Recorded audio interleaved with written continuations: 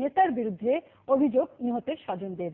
Police জানায় অপরাধী যেই হোক তাকে আইনের আওতায় আনা হবে। মহিনুদ্দিনের প্রতিবেদন। হাজারীবাগের গণকটুলি লেনের বাবুল মিয়ার ছোট ছেলে রাজার বিরুদ্ধে অভিযোগ, হাজারীবাগ থানা আরজুর বাসা থেকে মোবাইল ফোন আর ল্যাপটপ চুরি করে সে।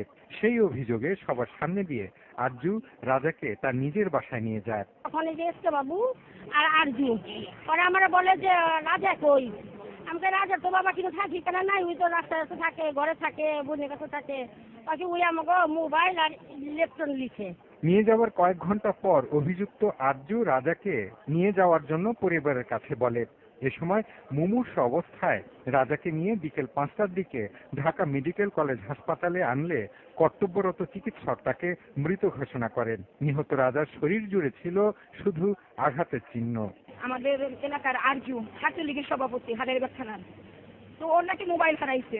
আমরা নিয়ে বের হয়েছি, তখন আরজু আবার আসছে মোটর সাইকেল নিয়ে। আরজু আমাদের গলির মাথায়, আমি ওরা বলছি আরজু, ও ভাই আরজু তুমি আমার ভাতিজার সেরকম করে কি করলে? আরজু ও তো নাই মনে হয়, তাকে আরে না ওরে কি করছি, এমন কি করছি?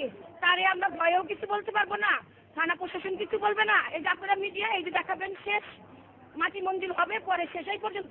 ঘটনার পরপরই সেখানে উপস্থিত হয় পুলিশ। স্থানীয় বাসিন্দারা রাজাকে হত্যার দায়ে আরজুর বিরুদ্ধে বিক্ষোভ মিছিল করে। পুলিশ জানায় প্রাথমিকভাবে তারা কয়েকজনকে আটক করে।